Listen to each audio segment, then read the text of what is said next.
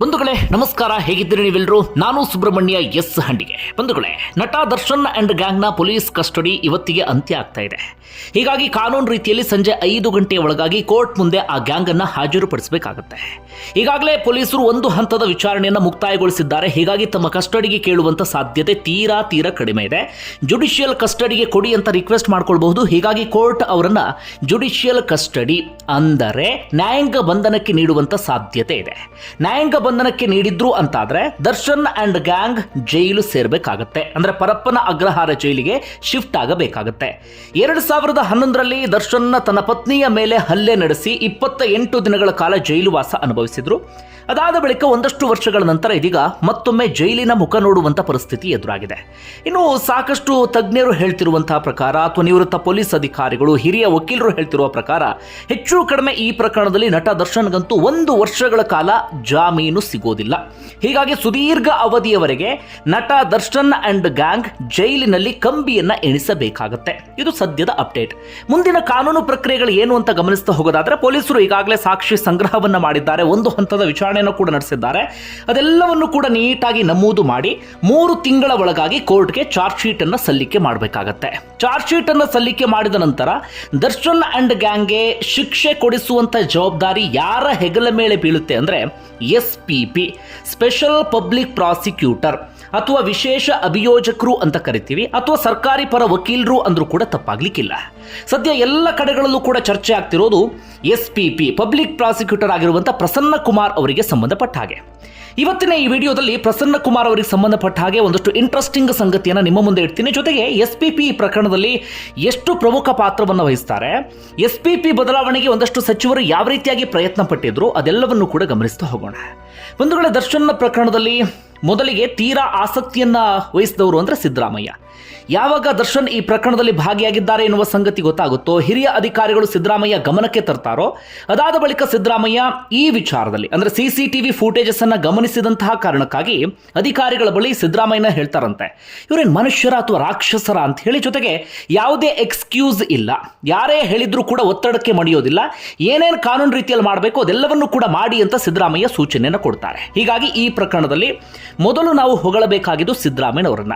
ಅದಾದ ಬಳಿಕ ಪೊಲೀಸ್ ಅಧಿಕಾರಿಗಳನ್ನ, DCP ಆಗಿರುವಂತ ಗಿರೀಶ್, ACP ಆಗಿರುವಂತ ಚಂದನ್ ಕುಮಾರ್, ತನಿಖಾಧಿಕಾರಿ ಆಗಿದ್ದಂತ ಗಿರೀಶ್ ನಾಯಕ್, ACP ಭರತ್ ರೆಡ್ಡಿ, ಹಾಗೆ ಅವರ ಇಡೀ ತಂಡ ಇದೆಯಲ್ಲ, ಅವರೆಲ್ಲರನ್ನೂ ಕೂಡ ನಾವು ಈ ಸಂದರ್ಭದಲ್ಲಿ ಹೊಗಳಲೇಬೇಕು, ಶ್ಲಾಘನೆಯನ್ನು ವ್ಯಕ್ತಪಡಿಸಲೇಬೇಕು.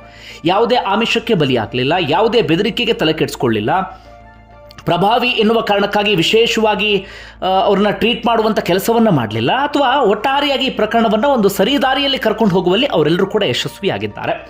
ಅದಾದ ಬಳಿಕ ಇದೀಗ ಹೊಗಳಿಕೆಗೆ ಪಾತ್ರರಾಗಬೇಕಾದಂಥವರು Prasanna Kumar, special public prosecutor. ಇವ್ರ ಬಗ್ಗೆ ಸಾಕಷ್ಟು ಮಾಧ್ಯಮಗಳು ಸೇರಿದಂತೆ ಸೋಷಿಯಲ್ ಮೀಡಿಯಾದಲ್ಲೂ ಕೂಡ ಚರ್ಚೆ ಆಗ್ತಾ ಇದೆ. ಪ್ರಸನ್ನ ಕುಮಾರ್ ಹಾಗಾದ್ರೆ ಇಲ್ಲಿ ಎಂಟ್ರಿ ಕೊಟ್ಟಿದ್ದು ಹೇಗೆ ಅನ್ನೋದನ್ನ ಹೇಳ್ತೀನಿ. ಅದಕ್ಕೂ ಮುನ್ನ SPP ಪಾತ್ರ ಏನಿರುತ್ತೆ ಅಂತ ಗಮನಿಸ್ತಾ ಹೋಗೋದಾದ್ರೆ, ಬಂಧುಗಳು, SPP ಅಂದ್ರೆ ಸರ್ಕಾರಿ ಪರ ವಕೀಲರು. ಈಗ ದರ್ಶನ್ ಪ್ರಕರಣ ಇದೆಯಲ್ಲ, ಇದು ರೇಣುಕಾ ಸ್ವಾಮಿ ವರ್ಸಸ್ ದರ್ಶನ್ ಅಂತ ಆಗೋದಿಲ್ಲ, ಅದರ ಬದಲಾಗಿ ಸರ್ಕಾರ ವರ್ಸಸ್ ದರ್ಶನ್ ಅಂತ ಆಗತ್ತೆ. ಇಂತಹ ಕ್ರಿಮಿನಲ್ ಪ್ರಕರಣಗಳು ಇದ್ದಂಥ ಸಂದರ್ಭದಲ್ಲಿ ಸರ್ಕಾರವೇ ಈ ಸಂತ್ರಸ್ತರ ಪರ ವಹಿಸುತ್ತೆ, ಅಥವಾ ಸರ್ಕಾರವೇ ಸಂತ್ರಸ್ತರ ಪರ ನಿಲ್ಲಬೇಕಾಗತ್ತೆ, ಕಾನೂನು ಪ್ರಕ್ರಿಯೆಯಲ್ಲೂ ಕೂಡ ಭಾಗಿಯಾಗಬೇಕಾಗತ್ತೆ. ಹೀಗಾಗಿ ಸರ್ಕಾರ ವರ್ಸಸ್ ದರ್ಶನ್ ಅಂಡ್ ಗ್ಯಾಂಗ್ ಅಂತ ಆಗತ್ತೆ. ಹೀಗಾಗಿ ಸರ್ಕಾರ ಪರ ವಾದಿಸೋಕೆ ಒಬ್ಬರು ವಕೀಲರು ಬೇಕಾಗತ್ತೆ, ಅವರನ್ನ ಅಭಿಯೋಜಕರು ಅಂತ ಕರಿತೀವಿ. ಇಂತಹ ಪ್ರಕರಣದಲ್ಲಿ ವಿಶೇಷ ಅಭಿಯೋಜಕರನ್ನ ನೇಮಕ ಮಾಡಲಾಗುತ್ತೆ. ಸಾಕಷ್ಟು ವಕೀಲರು ಇರ್ತಾರೆ, ಅದರಲ್ಲಿ ಅತ್ಯಂತ ಅನುಭವ ಉಳ್ಳಂಥವ್ರು ಯಾರು, ದಕ್ಷರು ಯಾರು, ಖಡಕ್ಕಾಗಿ ಯಾರು ಇರ್ತಾರೆ ಅಂಥವ್ರನ್ನ ವಿಶೇಷ ಅಭಿಯೋಜಕರನ್ನಾಗಿ ನೇಮಕ ಮಾಡಲಾಗುತ್ತೆ. ಯಾಕಂದ್ರೆ ಕಂಪ್ಲೀಟ್ ಪ್ರಕರಣ ಅವ್ರ ಮೇಲೆ ಡಿಪೆಂಡ್ ಆಗಿಬಿಡುತ್ತೆ. ಅವ್ರು ಯಾವುದಾದ್ರೂ ಆಮಿಷಕ್ಕೆ ಬಲಿಯಾಗಿಬಿಟ್ರೆ, ಯಾವುದಾದ್ರೂ ಬೆದರಿಕೆಯಿಂದ 2 ಹೆಜ್ಜೆ ಹಿಂದೆ ಇಟ್ಟುಬಿಟ್ರೆ, ಅಥವಾ ಬೇರೆ ರೀತಿಯಲ್ಲಿ ಅವರೇನಾದರೂ ಬೇಜವಾಬ್ದಾರಿತನವನ್ನು ತೋರಿಸ್ಬಿಟ್ರೆ ಪ್ರಕರಣ ಬಿದ್ದು ಹೋಗುವಂಥ ಸಾಧ್ಯತೆ ಇರುತ್ತೆ. ಯಾಕೆ ಅಂತ ನಾವು ಗಮನಿಸ್ತಾ ಹೋಗೋದಾದ್ರೆ, ಮೊದಲು ಇಲ್ಲಿ ಪೊಲೀಸರ ಪಾತ್ರ ಎಲ್ಲಿವರೆಗೆ ಅಂದರೆ ಚಾರ್ಜ್ ಶೀಟ್ ಸಲ್ಲಿಕೆ ಮಾಡುವವರೆಗೆ ಮಾತ್ರ. ಪೊಲೀಸರು ಸರಿಯಾದ ರೀತಿಯಲ್ಲಿ ಸಾಕ್ಷಿಯನ್ನು ಸಂಗ್ರಹಿಸಬೇಕು, ಸಾಕ್ಷಿಗಳ ಹೇಳಿಕೆಯನ್ನು ದಾಖಲಿಸಬೇಕು, ಟೆಕ್ನಿಕಲ್ ಎವಿಡೆನ್ಸ್ ಅನ್ನು ಕಲೆ ಹಾಕಬೇಕು. ಇಂಥದ್ದೆಲ್ಲವನ್ನು ಕೂಡ ಪೊಲೀಸರು ಮಾಡಿ ಚಾರ್ಜ್ ಶೀಟ್ ಅನ್ನು ಸಲ್ಲಿಕೆ ಮಾಡ್ತಾರೆ. ಅದಾದ ಬಳಿಕ ಆ ಚಾರ್ಜ್ ಶೀಟ್ ಆಧಾರದ ಮೇಲೆ ಕೋರ್ಟ್ನಲ್ಲಿ ವಾದವನ್ನು ಮಂಡಿಸುವಂಥವರು, ಈ ಟ್ರಯಲ್ ಕೋರ್ಟ್ನಲ್ಲಿ ಈ ಆರೋಪಿಗಳ ವಿರುದ್ಧವಾಗಿ ವಾದವನ್ನು ಮಾಡುವಂಥವ್ರು, ಅವರೆಲ್ಲರೂ ಕೂಡ SPP ಆಗಿರ್ತಾರೆ. ಹೀಗಾಗಿ ಪ್ರತಿ ಪ್ರಕರಣದಲ್ಲೂ ಕೂಡ SPP ಪ್ರಮುಖ ಪಾತ್ರವನ್ನು ವಹಿಸ್ತಾರೆ. ಹಾಗಾದ್ರೆ ಇಲ್ಲಿ ಪ್ರಸನ್ನ ಕುಮಾರ್ ಹೇಗೆ ಎಂಟ್ರಿ ಕೊಟ್ಟರು ಅಂತ ಗಮನಿಸ್ತಾ ಹೋಗೋದಾದ್ರೆ, ಪೊಲೀಸ್ ಕಮಿಷನರ್ ದಯಾನಂದ್ ಸಿದ್ದರಾಮಯ್ಯನವರ ಬಳಿ ಮನವಿ ಮಾಡ್ಕೊಳ್ತಾರಂತೆ. ನಾವಂತೂ ಈ ಕೇಸನ್ನು ಯಾವುದೇ ಕಾರಣಕ್ಕೂ ಕೈ ಬಿಡೋದಿಲ್ಲ, ಒಂದು ಹಂತಕ್ಕೆ ತಗೊಂಡು ಹೋಗಿ ನಿಲ್ಲಿಸ್ತೀವಿ. ಅದಾದ ಬಳಿಕ ಆ ಕೇಸನ್ನು ಮುಂದೆ ಎಳ್ಕೊಂಡು ಹೋಗಬೇಕಾದಂಥವ್ರು ಪಬ್ಲಿಕ್ ಪ್ರಾಸಿಕ್ಯೂಟರ್. ಹೀಗಾಗಿ ದಯವಿಟ್ಟು ಪ್ರಸನ್ನ ಕುಮಾರ್ ಅವರನ್ನ ನೇಮಕ ಮಾಡಿ ಅಂತ ಕೇಳ್ಕೊಳ್ತಾರೆ. ಅದಕ್ಕೆ ಸಿದ್ದರಾಮಯ್ಯ ಕೂಡ ಓಕೆ ಅಂದು ಬಿಡ್ತಾರೆ. ಯಾವುದೇ ಆಕ್ಷೇಪ ತೆಗೆಯದೆ ಪ್ರಸನ್ನ ಕುಮಾರ್ ಅವ್ರನ್ನ ಓಕೆ ಎಂದು ಬಿಡ್ತಾರೆ. ಯಾಕೆ ಪ್ರಸನ್ನ ಕುಮಾರ್ ಅವರಿಗೆ ಸಿದ್ದರಾಮಯ್ಯ ತಕ್ಷಣಕ್ಕೆ ಓಕೆ ಅಂದ್ರು ಅಂದರೆ, ಪ್ರಸನ್ನ ಕುಮಾರ್ ಆಪರಿಯಾಗಿ ಹೆಸರನ್ನ ಮಾಡಿದಂಥವರು, ದಕ್ಷತೆಗೆ, ಪ್ರಾಮಾಣಿಕತೆಗೆ, ಖಡಕ್ನೆಸ್ಗೆ ಇದೆಲ್ಲದಕ್ಕೂ ಕೂಡ ಹೆಸರಾದಂಥವರು ಪ್ರಸನ್ನ ಕುಮಾರ್. ಎಲ್ಲಿ ಕೆಲಸ ಮಾಡ್ತಾ ಇದ್ರು ಅಂತ ಗಮನಿಸ್ತಾ ಹೋಗೋದಾದರೆ ಹೆಚ್ಚು ಕಡಿಮೆ 30 ವರ್ಷಗಳ ಸುದೀರ್ಘವಾದಂಥ ಅನುಭವ ಅವರಿಗಿದೆ. ಯಾರ ಜೊತೆ ಕೆಲಸ ಮಾಡಿದ್ರು? ಸ್ಟೇಟ್ ಏಜೆನ್ಸಿಗಳ ಜೊತೆಗೆ ಅಲ್ಲ, ಸೆಂಟ್ರಲ್ ಏಜೆನ್ಸಿಗಳ ಜೊತೆಗೆ. ಇರುವಂಥ ಸೆಂಟ್ರಲ್ ಏಜೆನ್ಸಿಗಳಲ್ಲೇ ದಿ ಬೆಸ್ಟ್ ಅಂತ ಕರೆಸಿಕೊಳ್ಳುವಂಥ NIA ಜೊತೆಗೆ ಕೆಲಸವನ್ನ ಮಾಡಿದಂಥವರು ಪ್ರಸನ್ನ ಕುಮಾರ್. NIA ಪರವಾಗಿ ಅದೆಷ್ಟೋ ಕೇಸ್ಗಳಲ್ಲಿ ವಾದ ಮಾಡಿ ಗೆದ್ದಂಥವರು ಪ್ರಸನ್ನ ಕುಮಾರ್. ಕೇವಲ NIA ಮಾತ್ರ ಅಲ್ಲ, ಹೆಚ್ಚು ಕಡಿಮೆ ಅವರ 30 ವರ್ಷದ ಎಕ್ಸ್ಪೀರಿಯನ್ಸ್ನಲ್ಲಿ 10 ವರ್ಷಗಳ ಕಾಲ, ನಿಮ್ಮಲ್ಲಿ ಎಷ್ಟೋ ಜನರಿಗೆ ಅವರ ಎಕ್ಸ್ಪೀರಿಯನ್ಸ್ ಅಷ್ಟು ವಯಸ್ಸು ಕೂಡ ಆಗಿರೋದಿಲ್ಲ, ಹೆಚ್ಚು ಕಡಿಮೆ 10 ವರ್ಷಗಳ ಕಾಲ CBI ಜೊತೆಗೆ ಕೆಲಸವನ್ನು ಮಾಡಿದ್ದಾರೆ, IT ಜೊತೆಗೆ ಕೆಲಸ ಮಾಡಿದ್ದಾರೆ, ED ಜೊತೆಗೆ NIA ಜೊತೆಗೆ ಕೆಲಸವನ್ನು ಮಾಡಿದ್ದಾರೆ. ಅದರಲ್ಲಿ ಬಹುತೇಕ ಕೇಸ್ಗಳನ್ನು ಗೆದ್ದಿದ್ದಾರೆ. ಇನ್ನು ಪ್ರಸನ್ನ ಕುಮಾರ್ ಅವರಿಗೆ ಇರುವಂಥ ಹೆಗ್ಗಳಿಕೆ ಏನಪ್ಪಾ ಅಂದರೆ, ಯಾರ ಆಮಿಷಕ್ಕೂ ಬಲಿಯಾಗೋದಿಲ್ಲ, ಬೆದರಿಕೆಗೆ ಬೆಂಡಾಗೋದಿಲ್ಲ, ಯಾರ ಮಾತಿಗೂ ಕೇರ್ ಮಾಡೋದಿಲ್ಲ, ಯಾವುದೇ ಮುಲಾಜು ಕೂಡ ಇಲ್ಲ. ತಮಗೆ ಹೇಗೆ ಬೇಕೋ ಅಥವಾ ತಾವು ಏನು ಅಂದ್ಕೊಂಡಿರ್ತಾರೋ ತಲೆಯಲ್ಲಿ ಅದೇ ಪ್ರಕಾರವಾಗಿ ಅವರು ಕೇಸನ್ನು ತೆಗೆದುಕೊಂಡು ಹೋಗ್ತಾರೆ. ಯಾರಿಂದಲೂ ಕೂಡ ಇನ್ಫ್ಲುಯೆನ್ಸ್ ಆಗೋದಿಲ್ಲ, ಯಾರೋ ಏನೋ ಹೇಳಿದ್ರು ಎನ್ನುವ ಕಾರಣಕ್ಕಾಗಿ ಅದನ್ನು ಕಿವಿಗೆ ಹಾಕಿಕೊಳ್ಳೋದಿಲ್ಲ. ಹೀಗಾಗಿ ಪ್ರಸನ್ನ ಕುಮಾರ್ ಅಂತಿದ್ದ ಹಾಗೆ ಅವರ ವಲಯದಲ್ಲಿ ಅವರದ್ದೇ ಆದಂಥ ಹೆಸರನ್ನು ಮಾಡಿದ್ದಾರೆ, ಅವರದ್ದೇ ಆದಂಥ ರೀತಿಯಲ್ಲಿ ಒಳ್ಳೆ ಅಭಿಪ್ರಾಯವನ್ನು ಕೂಡ ಅವರು ಹೊಂದಿದ್ದಾರೆ. ಹೀಗಾಗಿ ಪ್ರಸನ್ನ ಕುಮಾರ್ ಅವರೇ ಬೇಕು ಅಂತ ಪೊಲೀಸ್ ಅಧಿಕಾರಿಗಳು ಕೇಳ್ತಾರೆ. ಅದರಲ್ಲಿ ವಿಶೇಷವಾಗಿ ಪೊಲೀಸ್ ಕಮಿಷನರ್ ದಯಾನಂದ್ ಕೇಳ್ತಾರೆ. ತಕ್ಷಣವೇ ಸಿದ್ದರಾಮಯ್ಯನವರು ಕೂಡ ಓಕೆ ಅಂತಾರೆ.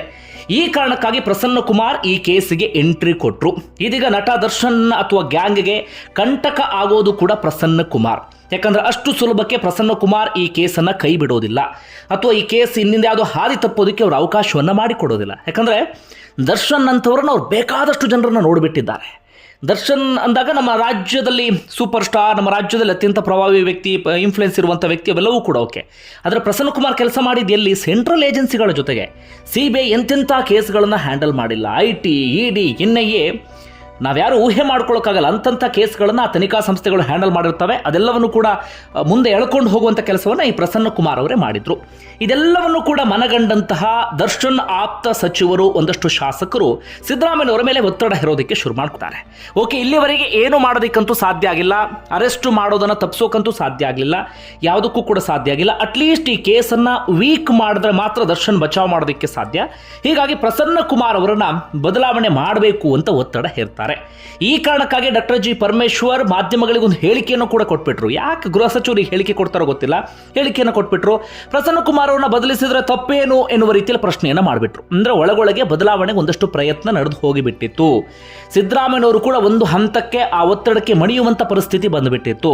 ಯಾವಾಗ ಮಾಧ್ಯಮಗಳಲ್ಲಿ ನಿರಂತರವಾಗಿ ಸುದ್ದಿ ಪ್ರಸಾರ ಆಗೋದಕ್ಕೆ ಶುರುವಾಯಿತು, ಸಿದ್ದರಾಮಯ್ಯನವರು ಅಂತಾರೆ ಈ ಹಂತದಲ್ಲಿ ಏನಾದರೂ SPP ಬದಲಾವಣೆ ಮಾಡಿಬಿಟ್ರೆ ಸರ್ಕಾರಕ್ಕೆ ತೀರಾ ಕೆಟ್ಟ ಹೆಸರು, ನನಗೊಂದು ರೀತಿಯಲ್ಲಿ ಮುಜುಗರ ಆದಂಗಾಗುತ್ತೆ, ಮುಖಭಂಗ ಆದಂಗಾಗುತ್ತೆ. ಆ CCTV ಫುಟೇಜ್ ಅನ್ನು ನೋಡ್ತಾ ಇದ್ರೆ ಆ ಗ್ಯಾಂಗ್ಗೆ ಶಿಕ್ಷೆ ಆಗಲೇಬೇಕು. ಹೀಗಾಗಿ ನಾನಂತೂ SPP ಬದಲಾವಣೆ ಮಾಡೋದಿಲ್ಲ ಅಂತ ಸಿದ್ದರಾಮಯ್ಯ ಕಡ್ಡಿ ತುಂಡಾದಂತೆ ಹೇಳಿಬಿಡ್ತಾರೆ. ಈ ಕಾರಣಕ್ಕಾಗಿ ಪ್ರಸನ್ನ ಕುಮಾರ್ ಈ ಕೇಸ್ನಲ್ಲಿ ಕೊನೆಗೂ ಉಳ್ಕೊಂಡು ಬಿಡ್ತಾರೆ. ಇದು ಪ್ರಸನ್ನ ಕುಮಾರ್ ಅವರನ್ನ ಬದಲಾವಣೆ ಮಾಡೋದಕ್ಕೆ ಒಂದು ಹಂತದ ಪ್ರಯತ್ನಗಳೆಲ್ಲವೂ ಕೂಡ ಆಗಿತ್ತು. ಅದರಲ್ಲೂ ಕೂಡ ಇನ್ನೊಂದು ಈ ಕೇಸ್ನಲ್ಲಿ ಪ್ರಮುಖ ವಿಚಾರ ಅಂದರೆ SPPಯನ್ನು ಬಹಳ ಬೇಗ ನೇಮಕ ಮಾಡಿಬಿಟ್ಟಿದ್ದಾರೆ. ತನಿಖಾ ಹಂತದಲ್ಲೇ ನೇಮಕ ಮಾಡಿದಂಥ ಕಾರಣಕ್ಕಾಗಿ ಈ ಪ್ರಕರಣವನ್ನು ಇನ್ನೂ ನೀಟಾಗಿ ತೆಗೆದುಕೊಂಡು ಹೋಗ್ಬೋದು. ಬಹಳ ಒಳ್ಳೆ ಎಕ್ಸ್ಪೀರಿಯನ್ಸ್ ಇರುವಂಥ ಕಾರಣಕ್ಕಾಗಿ ತನಿಖಾಧಿಕಾರಿಗಳಿಗೂ ಕೂಡ ಇವರು ಸಲಹೆ ಸೂಚನೆಯನ್ನು ಕೊಡ್ತಾರೆ. ಸಾಕ್ಷಿ ಸಂಗ್ರಹವನ್ನು ಹೇಗೆ ಮಾಡಬೇಕು, ಎಂತೆಂಥ ಸಾಕ್ಷಿ ಬೇಕಾಗುತ್ತೆ ಎನ್ನುವ ರೀತಿಯಲ್ಲಿ. ಯಾಕಂದರೆ ಸಾಕ್ಷಿ ಸಂಗ್ರಹದಲ್ಲಿ ಸ್ವಲ್ಪ ಎಡವಟ್ಟಾಗ್ಬಿಟ್ರು ಕೇಸು ಬಿದ್ದು ಹೋಗುವಂಥ ಸಾಧ್ಯತೆಯೂ ಕೂಡ ಇರುತ್ತೆ. ಇನ್ನು ಓಕೆ, ಪ್ರಸನ್ನ ಕುಮಾರ್ ಮುಂದಿನ ಕೆಲಸ ಏನು ಅಂತ ಗಮನಿಸ್ತಾ ಹೋಗೋದಾದರೆ 3 ತಿಂಗಳಲ್ಲಿ ಪೊಲೀಸರು ಚಾರ್ಜ್ ಶೀಟನ್ನು ಸಲ್ಲಿಕೆ ಮಾಡ್ತಾರೆ. ಅದಾದ ಬಳಿಕ ಟ್ರಯಲ್ ಕೋರ್ಟ್ನಲ್ಲಿ ದರ್ಶನ್ ಆ್ಯಂಡ್ ಗ್ಯಾಂಗ್ ವಿರುದ್ಧವಾಗಿ ವಾದ ಮಾಡ್ತಾ ಹೋಗ್ತಾರೆ. ದರ್ಶನ್ ಗ್ಯಾಂಗ್ನ ವಕೀಲರು ವಾದ ಮಾಡ್ತಾರೆ, ಅದಕ್ಕೆ ಪಾರ್ಟಿ ಸವಾಲು ಹಾಕುವಂತ ಕೆಲಸವನ್ನ ಪ್ರಸನ್ನ ಕುಮಾರ್ ಮಾಡ್ತಾ ಹೋಗ್ತಾರೆ. ಜೊತೆಗೆ ಪೊಲೀಸರು ಸಂಗ್ರಹಿಸಿದಂಥ ಸಾಕ್ಷಿಗಳ ಹೇಳಿಕೆ, ಈ ಕೇಸ್ನಲ್ಲಿ ಏನೇನಿದೆ ಅದೆಲ್ಲವನ್ನು ಕೂಡ ನೀಟಾಗಿ ಕೋರ್ಟ್ ಮುಂದೆ ಮಂಡಿಸುವಂತ ಕೆಲಸವನ್ನ ಪ್ರಸನ್ನ ಕುಮಾರ್ ಮಾಡ್ತಾ ಹೋಗ್ತಾರೆ. ಹೀಗಾಗಿ ಈ ಕೇಸ್ನಲ್ಲಿ ಬಲವಾದಂಥ ನಂಬಿಕೆ ಏನು ಅಥವಾ ಒಂದೊಳ್ಳೆ ಬೆಳವಣಿಗೆ ಏನಪ್ಪ ಅಂದರೆ ಅದು SPP. ಒಳ್ಳೆ SPP ಇರುವಂಥ ಕಾರಣಕ್ಕಾಗಿ ಈ ಕೇಸ್ ಯಾವುದೇ ಕಾರಣಕ್ಕೂ ಬಿದ್ದು ಹೋಗೋದಿಲ್ಲ. ಯಾವುದೇ ಕಾರಣಕ್ಕೂ ದರ್ಶನ್ ಆ್ಯಂಡ್ ಗ್ಯಾಂಗ್ ಬಚಾವ್ ಆಗೋದಕ್ಕೆ ಸಾಧ್ಯವೇ ಇಲ್ಲ. ನೋಡಿ ಎಲ್ಲಿವರೆಗೆ ಹೋಗುತ್ತೆ ಅಂತ ಹೇಳಿ. ಒಂದು ವೇಳೆ ನಿಮ್ಗೆ ಏನಿಸುತ್ತೆ ಅದನ್ನು ಕಮೆಂಟ್ ಬಾಕ್ಸಲ್ಲಿ ಮೆನ್ಷನ್ ಮಾಡಿ. ಧನ್ಯವಾದ ವಿಡಿಯೋ ನೋಡಿದ್ದಕ್ಕಾಗಿ.